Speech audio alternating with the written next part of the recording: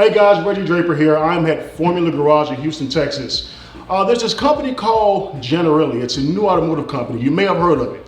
And if you didn't, well, you're in for a special treat. Today I'm here with two of the three gentlemen who are making this design, this dream come true. First, Alexander Lee, CEO of Jannarelly, and Frederic Juillot, co-founder of Jannarelly. And I'm gonna ask, can I call you Fred? Yeah. Okay, we call them Fred and Alex. The third person, Anthony Jannarelly, is not here today, but Fred, question, how, when, why is this here today? Why are we talking about the Design-1?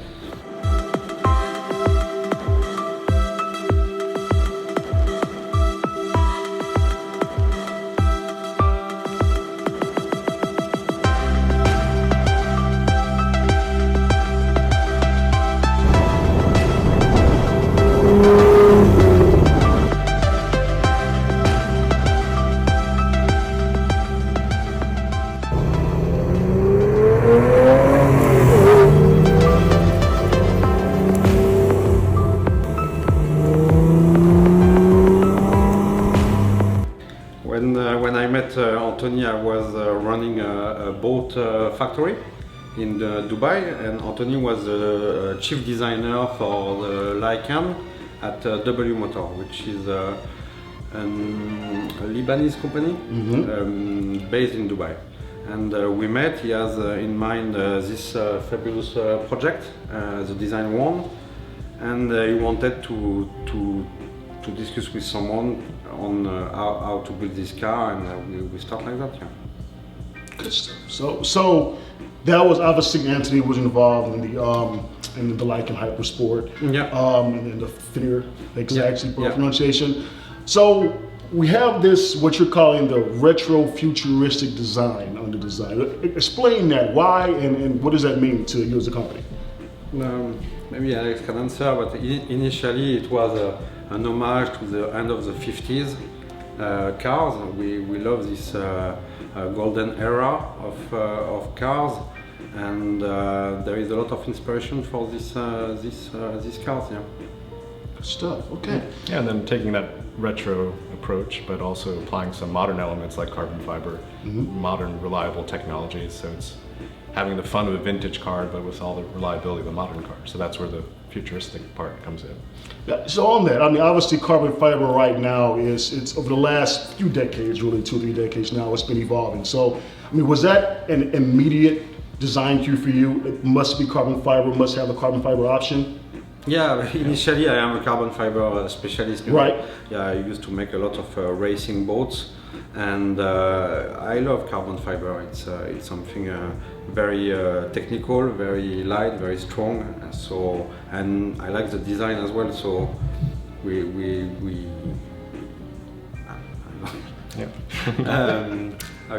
how to explain? We were expert in carbon fiber, and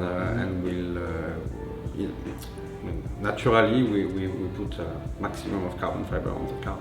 Yeah, because lightness was a key objective. I mean, the car weighs under 1,900 pounds, so it's a very, very light car. So clearly the carbon fiber helps contribute to that. And it's a key factor in modern day sports cars use carbon fiber quite a bit. And it's also something that you can kind of flexibly design things with composites and carbon. And so that's something that both Frederic and Anthony were able to bring to the table, to do that in-house as well. They didn't have to outsource this to another company. It's sitting next to an expert who could do it inside the company, which is fantastic. I'm actually a mechanical engineer, but I don't know how to design carbon fiber, so thank you for that, and hopefully for all the car enthusiasts, I appreciate the fact that we have a lightweight sports car in 2020. Right. I mean, this is something we're not used to. We went away from it decades ago, and here we are with the Design-1. So thank you from all of us for that. Oh, yeah.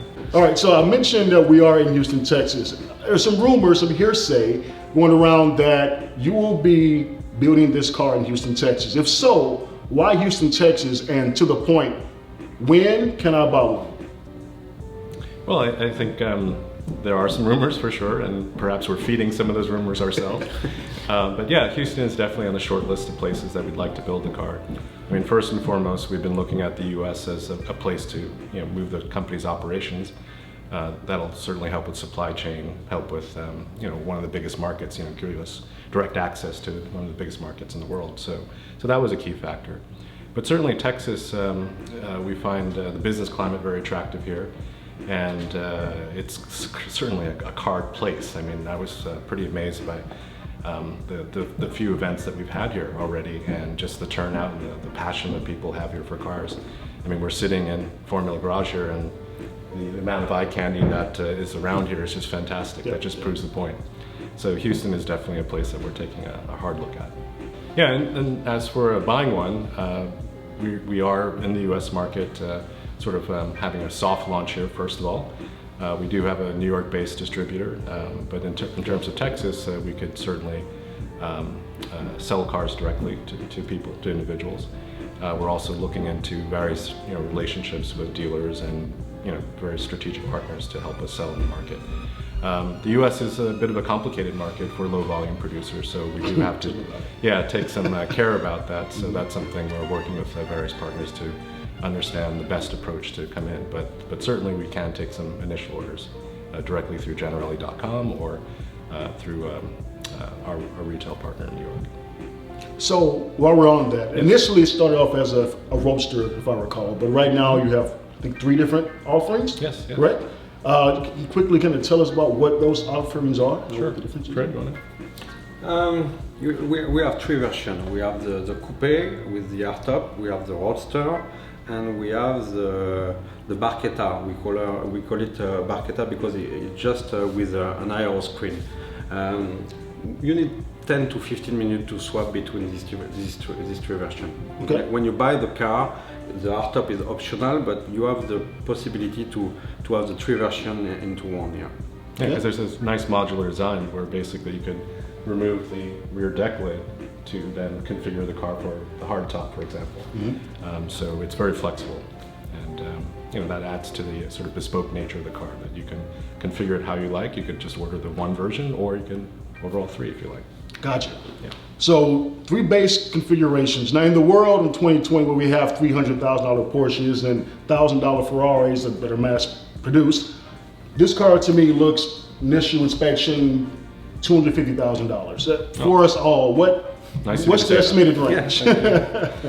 Yeah, it's roughly around 100K with some options in place, so it's definitely priced below those types of cars. And one of the nice things about it, it's the kind of polar opposite of a production car. This is actually hand built. Mm-hmm. And again, it comes with a composite or a carbon fiber option, which, carbon fiber with production cars, you're typically paying lots of money for that option. Right. And so at the price point that we're at, we think we're delivering quite a bit of value for the money. And then in terms of what the car is, we alluded to it before with the retro futuristic thing, but another part of the retro is really the fact that it's an analog car. So it's not a typical car that has multiple computers, sensors, software. This is a car that when you drive it, you are driving. Mm-hmm. You're in control of this car. And one of the great things about it has been the visceral feel that you get. It's a very raw and unfiltered experience. So it's not computers mediating that experience for you. It's actually, you feel everything through the road. And that's the most fun part of the car. So I'm a feel kind of guy. I love analog vehicles, I love manuals, I love clutch, I love the hydraulic steering, all that good stuff. You will love this car. Yes. Yeah, I know, so that means I have to drive it now.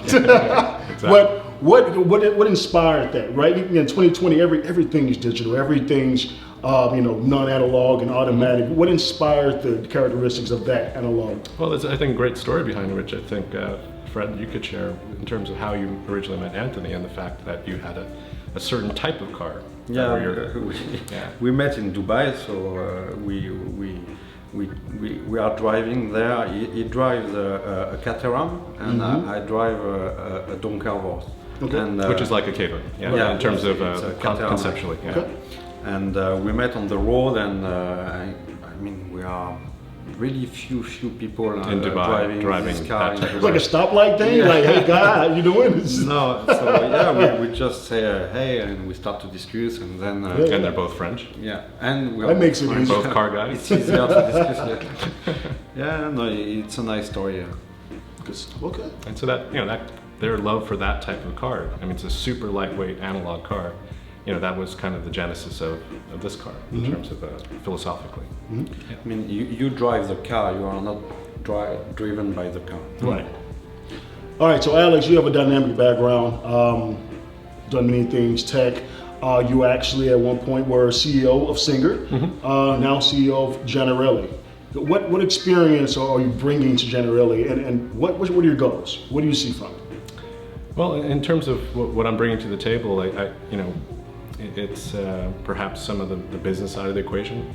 I think I was most attracted to the company because of what Anthony and Fred did with, you know, frankly speaking, rather limited resources. They were a pure startup and literally created a car and a company from nothing. And the amount of distance that they were able to take that concept is truly impressive. I mean, that's literally why I flew to Dubai to meet with these guys. I saw an article.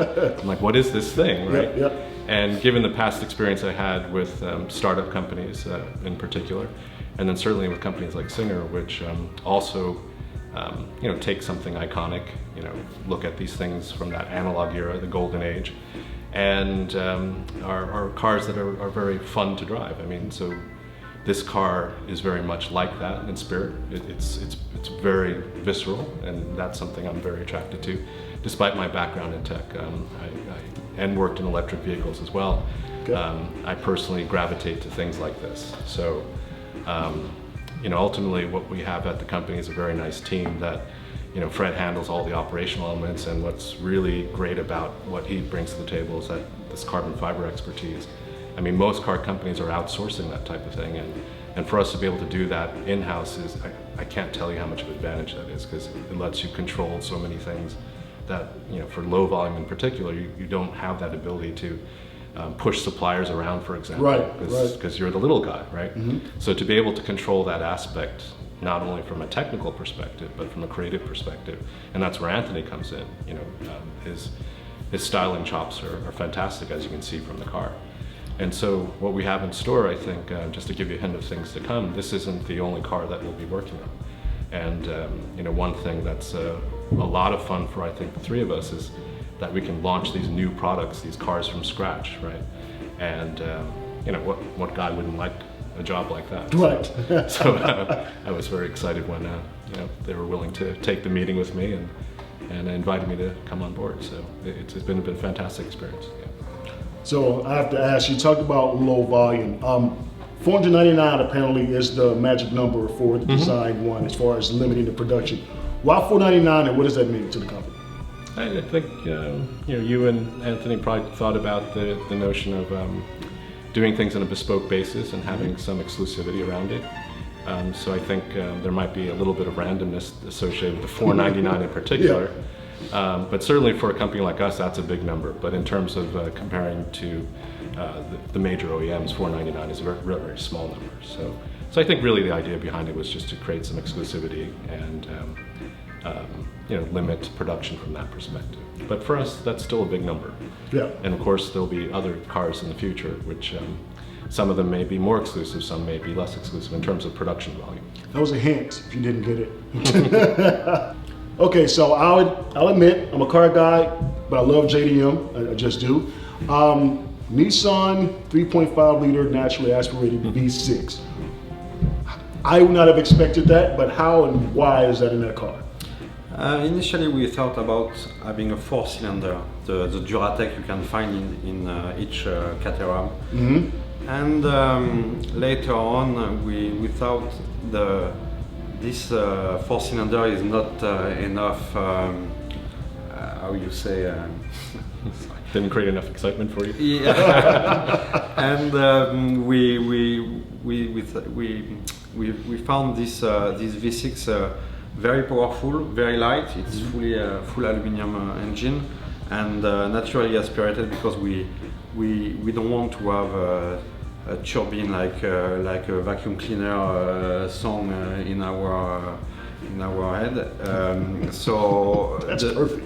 The big naturally aspirated V6 was the perfect engine. Lotus is using the Toyota.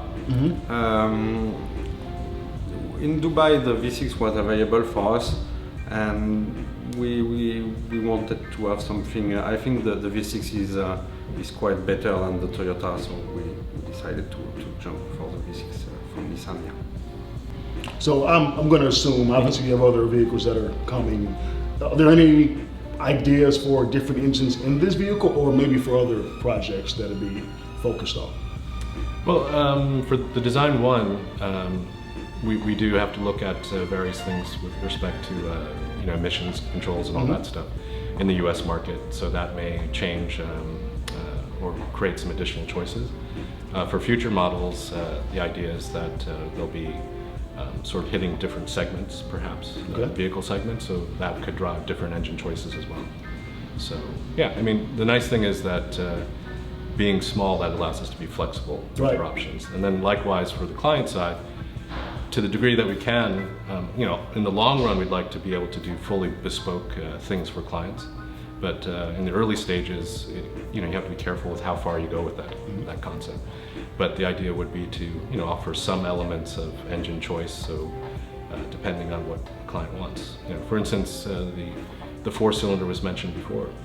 The V6 in this car, it's a lot because the car is under 1,900 pounds. So if you have 320 horsepower, power to weight, that's quite a bit, right? So there are some clients that might want a 4-cylinder, something smaller, just because it's they're just going into the canyons or something.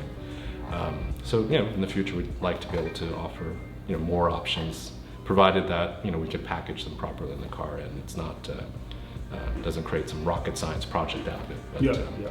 But, we'd like to keep the philosophy of the car, which is simple, carry through in the production as well, because we need to build them well and deliver them and all that stuff. Well, it's been great coming to Texas, for example. I haven't been here many times in my life, so to come here and learn about the car culture has been fantastic. I really didn't understand how vibrant the community was here. And the types of cars that people are into, it's all over the map, which is fantastic, and people are really passionate about their cars, so that's always fantastic to see, and especially as we consider Houston as a potential place to do things.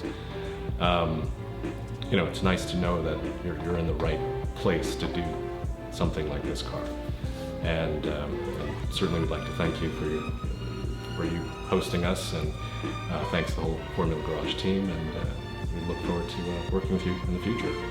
Right. Well, so in case you didn't know, Houston is the most diverse city in the nation. Yep. Home of the largest Lamborghini festival in the world, the Houston Rodeo, Texas 2K. So we are cordially inviting Jannarelly to the Houston world. Thank you for considering it, and very much looking forward to seeing what you all are going to do. Thank you. Thank you very much. Thank you.